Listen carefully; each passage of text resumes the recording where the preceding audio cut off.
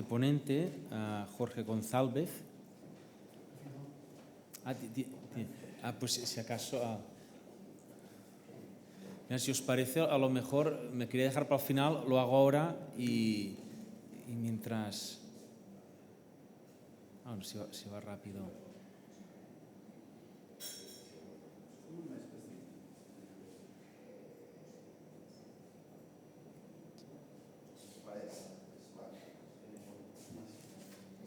Pues iré presentando al ponente, Jorge González, del Instituto Técnico Superior de Lisboa, Portugal. Es doctor en Geografía y Gestión del Territorio y máster en Geografía Humana y Desarrollo Local y Regional.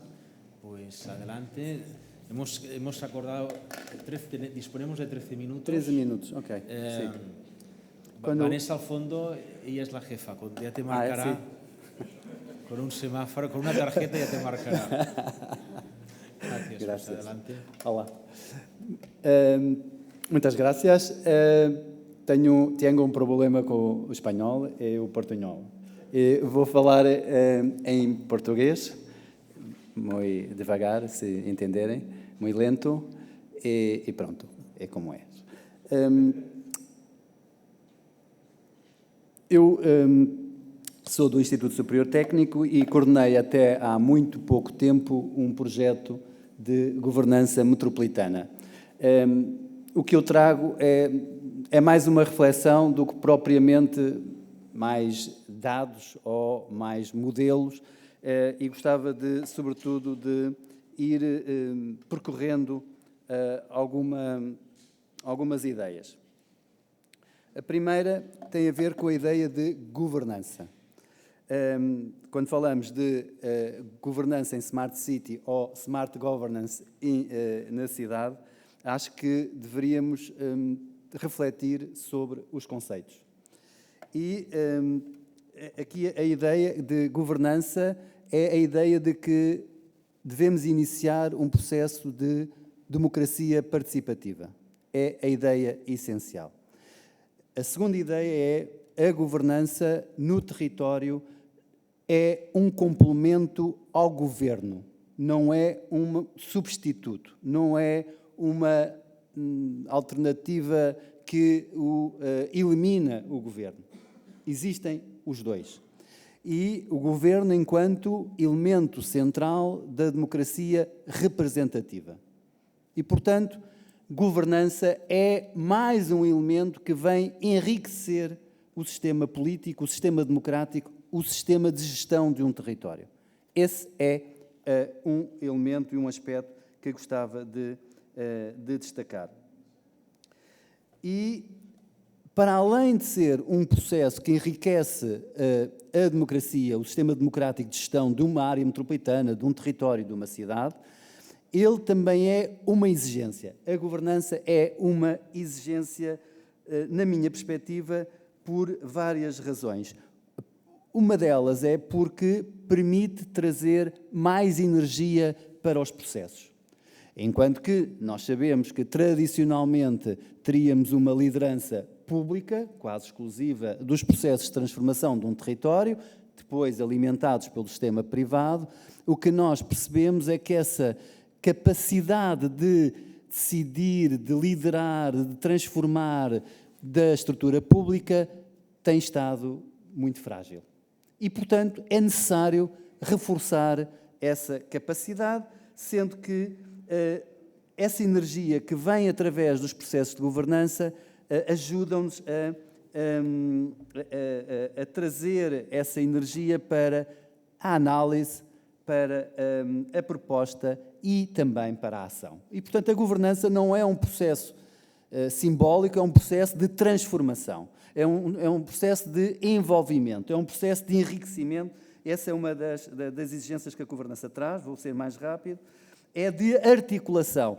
É extraordinário como vivemos num mundo onde o conhecimento nunca foi tão aprofundado, onde o corpo técnico nunca foi tão qualificado e onde nunca tivemos tanta dificuldade em articular estes conhecimentos, estes corpos técnicos, estas várias agências. E, portanto, a governança também é uma necessidade de articular estes universos que cada vez são mais profundos, mais detalhados, mas que comunicam cada vez pior. Uma terceira exigência, eu diria que, e muito ao nível do território, a governança assume um papel de tentativa de ultrapassar as limitações de estruturas herdadas, de estruturas históricas do território, os municípios, outras agências, formas, jurisdições, etc., para enfrentar novos desafios, para enfrentar os novos problemas, para ganhar corpo, novas soluções.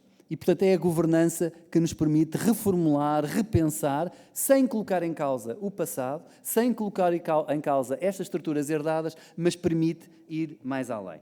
E, portanto, essa é uma terceira exigência. Finalmente, na governança, a governança, na verdade, ainda é uma criança, é um jovem no sistema de gestão territorial e, portanto, ele tem ainda muitos municípios, muitas agências, muitos institutos que o recusam. Não queremos governança. E o que é que eles fazem?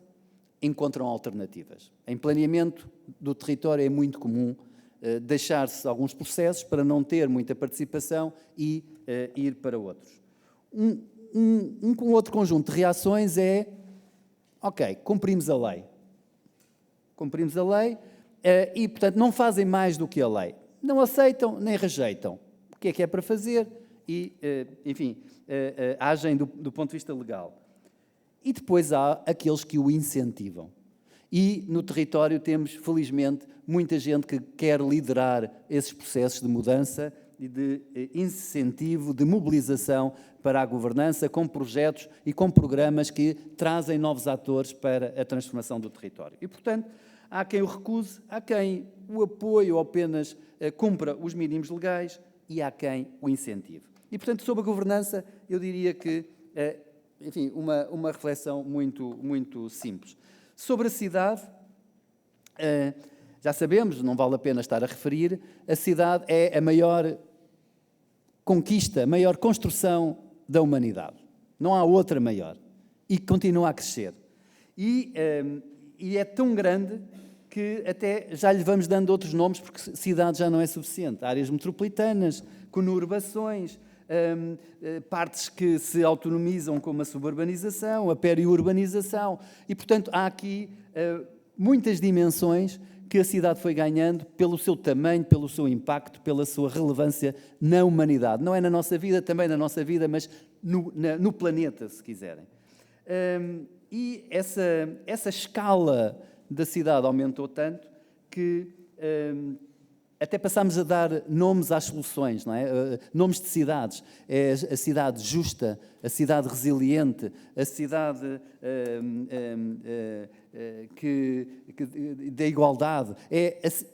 Todas as cidades. Agora, temos um elenco enorme, infinito de cidades, porque para cada problema nós quase que construímos uma cidade ou pensamos uma cidade que responda a esses problemas. E, portanto, finalmente, a Smart City, não é? Quer dizer, para além destas todas, teremos a Smart City, que era onde eu gostava de chegar já de seguida. E, portanto, ao mesmo tempo que as cidades são a maior construção da humanidade, também são uma locomotiva, um comboio da economia e, sobretudo, e queria terminar, e essa ideia é fundamental, é também o sítio onde se constrói civilização. É onde se constrói os nossos valores. É aqui que... e é por isso que esse espaço deve ser cuidado. E é por isso que a governança também deve ser chamada para aqui. Terceiro aspecto, não sei, para já ainda estou dentro do tempo, ainda está equilibrado, a ideia de smart, que também acho que vale a pena, enfim, só algum conjunto de reflexões sobre o assunto. É evidente, eu acho que até pela comunicação anterior, todos nós temos a percepção de que smart significa, mais ou menos, tecnologia. Mas não é todo o tipo de tecnologia, porque a cidade sempre foi o palco da tecnologia, quer dizer, todos nós nos recordamos, então, quando passamos na Revolução Industrial, percebemos bem como a tecnologia, como essa capacidade de artificializar o espaço foi tão relevante. E, portanto, Essa é importante a ideia de que não devem ser consideradas para o SMART as tecnologias tradicionais. E era aqui que eu gostava de, enfim, talvez, não sei, destacar ou até criar aqui uma alternativa no conceito, mas chamar a atenção de que talvez devamos valorizar a ideia da inteligência artificial. Ou seja, o conjunto de tecnologias que aprendem com os dados, que aprendem com a informação, que aprendem com o cotidiano. Esse, eu diria, que é quando a cidade passa a ser smart. É evidente que depois temos aqui algumas variações, não temos aqui muito tempo, mas gostava de destacar que, então, nesta perspectiva, o smart está ligado à inteligência artificial que se alimenta de quantidades massivas de dados. Esse é um elemento, e sendo que essa forma de lidar com os dados pode criar contextos disruptivos, quer dizer, de grande revolução, a pouco e pouco. E é necessário que nós possamos pensar nisso, mas, sobretudo, a disrupção ou a grande transformação pode dar-se na ideia de que vivemos num mundo apolítico, num mundo pós-democracia, num mundo em que, na verdade, tecnocrático, não é? Onde as soluções da tecnologia colocam ao nosso dispor todas as soluções do que precisamos. Esse é o risco, é um desafio que a inteligência artificial nos traz. E, portanto, esta sociedade do algoritmo leva-nos, por exemplo, trago um pequeno exemplo que não tem a ver com a cidade, tem a ver com o smart. A Amazon, há uns tempos, criou um algoritmo para filtrar as candidaturas dos seus funcionários, a quem podia contratar.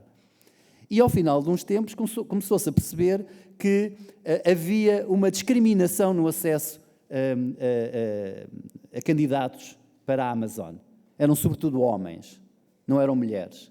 E porquê? Porque este algoritmo baseou-se no histórico, no passado, onde, quase involuntariamente, a componente humana foi sempre valorizando os candidatos masculinos. E o que aconteceu foi a máquina, ou o algoritmo, aprendeu com os dados da história, do passado. E, portanto, a Amazon teve um problema para resolver perante a sociedade com esta discriminação que o algoritmo não tem culpa, não é? Ele apenas responde e reage aos dados de que se alimenta. E, portanto, eu diria que não é só um processo de tratamento de dados, é um processo de reflexão sobre os dados que nós lhe disponibilizamos. E, portanto, eu diria que para o SMART, enfim, temos aqui um esquema, digamos, mais complexo, mas diria que precisamos de produção, todos nós produzimos, gratuitamente, é importante que se diga, nós oferecemos esta quantidade massiva de dados para que eles sejam apropriados. A União Europeia percebeu bem que grande parte da coleta de dados não está na Europa, está fora da Europa. É interessante como nós exportamos esta nossa informação, este nosso conhecimento para o exterior da União Europeia e sem lidar com ele, sem saber como é que ele vai ser transformado. A questão do acesso, como é que os dados depois são transmitidos e são fornecidos. Há a questão do tratamento, naturalmente, e a questão da aprendizagem, o deep learning, isto é, a exploração desses dados. E pronto, é aqui na exploração dos dados que as coisas se colocam e aqui as métricas da exploração são muito relevantes. O que é que nós valorizamos na exploração? Por exemplo, recordo-me nos carros autónomos, enfim, que usam essa informação para se orientarem, nós podemos colocar várias premissas. Pode ser o trajeto mais curto, pode ser o mais seguro, pode ser, enfim, não sei, mas temos várias modalidades para selecionar, para organizar, para utilizar a informação que ele tem. Estou a falar muito rápido. Calma. Pronto. Quarto. Tentando articular governança, cidade e smart. Nós conhecemos os desafios que a cidade e os territórios têm. Há muitos, quer dizer, não vale a pena estar aqui, se calhar, a gastar muito tempo com isso. Sabemos, por exemplo, os Objetivos do Desenvolvimento Sustentável. São 17, nós sabemos até que costumamos olhar, sobretudo, para o 11º das cidades, comunidades resilientes. Esse pode ser um caminho que nos guia na utilização destes princípios. Ou também podemos usar aquele tradicional agora das transições, não é? A transição demográfica, a transição digital, a energética. Bom, sabemos que temos que mudar e sabemos ter esses desafios e como é que esta informação nos pode ajudar a guiar para esse caminho. Mas, com os riscos todos que temos pela frente, gostava só, se calhar, agora seguindo aqui uma ideia que me lembro do Nelson Mandela, que dizia: eu nunca perco, eu ou ganho ou aprendo. E é aqui que eu acho que também devemos assentar, que nós, neste processo de trazer o smart, esta inteligência, esta quantidade massiva de dados para a cidade e para a governança, teremos que ter muito cuidado, mas saber que aprendemos a cada momento. E temos riscos inaceitáveis, isto é, de usos desta informação e deste smart que nós não podemos aceitar porque nos choca enquanto humanidade, enquanto civilização, enquanto cultura, de alto risco. Lembrava aqui da pontuação social, por exemplo, que já em alguns países se vai fazendo, de cada cidadão tem uma pontuação que lhe dá, é mais dócil ou não é mais dócil, é mais interessante para a sociedade ou não. O risco limitado e o risco mínimo, enfim, depois poderíamos explorar isto. Queria só dizer também, para fechar, que esta ideia da utilização dos dados também se combina com a transformação do paradigma do poder. O poder tem que estar mais disponível para participar na governança. Isto é, os velhos poderes os velhos valores do poder, opaco, top-down, assente na competição, também tem que mudar e está a mudar para os novos valores do poder. E esses novos valores de poder são mais transparentes, são mais de cooperação, são mais de side by side, bottom up. Este é o elemento que eu gostaria de destacar. Enfim, já mostraram o cartão vermelho, mas gostava só de dizer que se nós conseguirmos integrar estas três dimensões, há uma coisa que devemos obter no final e que está a ser tão difícil para o decisor e para o poder público, que me interessa a mim muito, porque é aquele que me representa, aquele que representa os meus valores, que é ganhar legitimidade para a decisão. Hoje a legitimidade do poder público está colocada em causa em tudo. Na obra pública, na decisão mais simples, tudo é colocado em causa. Com um processo a funcionar adequadamente, com estas três dimensões, provavelmente poderíamos melhorar estes processos de tomada de decisão, em que podíamos não concordar, mas se torna mais legítima a decisão. Peço desculpa pelo tempo que tomei e é só isto. Muito obrigado. Gracias.